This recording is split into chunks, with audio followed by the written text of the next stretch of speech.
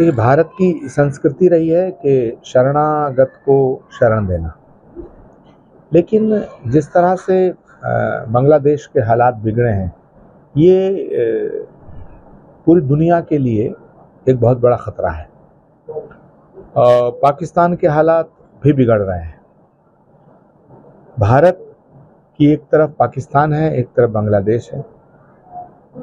एकदम पड़ोसी देशों में अराजकता, आतंकवाद और बगावत और वायलेंस का जो एटमॉस्फेयर क्रिएट हुआ है, मुझे लगता है इसको देखते हुए भारत को बहुत सावधानी से चलना चाहिए। और क्योंकि खतरा भारत पर भी मंडरा रहा है और ये खतरा विचारधारा का है, ये खतरा कि किस तरह के सियासी सिनेरियो का है, पॉलिटिकल सिनेरियो का है, जिसको कोई भी संभ्रांत राष्ट्र स्वीकार नहीं कर सकता। हमें खुशी है इस बात की, और ये हमारा सौभाग्य है कि भारत में एक सशक्त नेतृत्व है। नरेंद्र मोदी जी के रूप में, भारत के प्रधानमंत्री के रूप में एक सशक्त, समझदार और समर्थ नेतृत्व है। लेकिन भारत की सरकार को बांग्लादेश और पाकिस्तान की गतिविधियों पर नज़र रखनी पड़ेगी और भारत की जनता को भी देश हित में सोचकर, तमाम पॉलिटिकल पार्टीज़ को राष्ट्र हित में सोचकर राजनीति के कदम उठाने पड़ेंगे। अपने स्वार्थ में अंधे होकर के राष्ट्र का नुकसान करने वाले सभी नेताओं से मैं अपील करना चाहता हूं कि सियासत अपनी जगह है, सत्ता अपनी जगह है, मगर जब बात राष्ट्र की आए, राष्ट्र के हित की आए, जब बात मुल्क की आए, तो वहाँ अपना स्वार्थ छोटा पड़ जाता है। हम सियासत की बलि देश को नहीं चढ़ा सकते। सियासत देश के लिए होनी चाहिए। देश सियासत की बलिवेद पर भेंट नहीं चढ़ना चाहिए।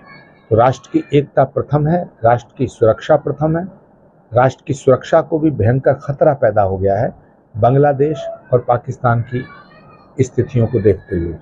दूसरा, भारत सरकार और भारत के प्रधानमंत्री जी से मैं आग्रह करना चाहूँगा कि वो बांग्लादेश में जो भारतीय मूल के लोग रह रहे हैं, उनकी सुरक्षा सुनिश्चित करने के लिए इंटरनेशनल लेवल पे बात करें। एक और गंभीर दुखद सूचना मिल रही है कि बांग्लादेश में रहने वाले हिंदुओं को मारा जा रहा है, पीटा जा रहा है, जलाया जा रहा है। ये भी बहुत ही दुखद और चिंतनीय विषय है। तो मैं भारत के प्रधानमंत्री जी से ये भी निवेदन करना चाहूँगा कि किसी भी सूरत में बांग्लादेश में जो हो रहा है उसको रुकवाने के लिए अंतर्राष्ट्रीय स्तर पर वो पहल करें, क्योंकि नरेंद्र मोदी जी सिर्फ भारत के ही नेता नहीं हैं, विश्व के सशक्त और समर्थ नेताओं के रूप में उन्होंने अपनी पहचान बनाई है। इसलिए पूरी दुनिया को नरेंद्र मोदी जी से अपेक्षा है कि वो बांग्लादेश में जो हो रहा है इस घटनाक्रम पर नज़र भी बनाए रखेंगे और वहाँ की समस्याओं को, वहाँ इंसानियत के नाते और अंतर्राष्ट्रीय संबंधों के नाते उसको, उस समस्या को सुलझाने के लिए कोई ना कोई ठोस फैसला लेंगे। आम आदमी पार्टी के सांसद हैं संजय सिंह, उनका कहना है कि जो तानाशाही करेगा उसको देश छोड़कर भागना होगा। फैसला, सवाल इस बात का है कि तानाशाही कौन कर रहा है? क्या सरकार तानाशाह है या विपक्ष तानाशाह है? मुझे तो इस समय जो विपक्ष है ये तानाशाह नज़र आ रहा है। चाहे वो अयोध्या की घटना हो, चाहे वो भारत की संसद का निर्माण हो, चाहे वो सर्जिकल स्ट्राइक हो, चाहे वो 370 हटाने का फैसला हो, चाहे वो सुप्रीम कोर्ट का कोई फैसला हो, विपक्ष न संविधान में विश्वास रखता है, विपक्ष न सभ्यता में विश्वास रखता है, विपक्ष न संस्कृति में विश्वास रखता है। विपक्ष इस देश की सत्ता पर कब्जा करना चाहता है, इस देश की संपदा को लूटना चाहता है। अपने अपने गिरेबान में झांक के सबको देखना चाहिए।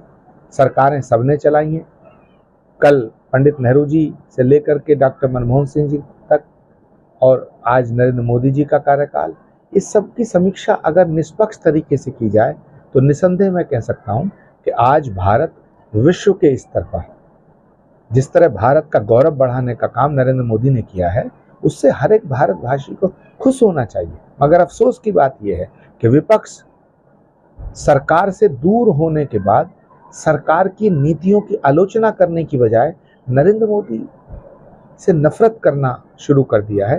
नरेंद्र मोदी से नफरत करता है और नरेंद्र मोदी से नफरत करते करते वो देश से नफरत करना उसने शुरू कर दिया है। ये दुर्भाग्यपूर्ण है। अगर आप ये वीडियो YouTube पर देख रहे हैं तो हमारे चैनल को सब्सक्राइब करें और बेल आइकन को दबाना ना भूलें। अगर आप Facebook पर ये वीडियो देख रहे हैं तो हमारे पेज को लाइक करें।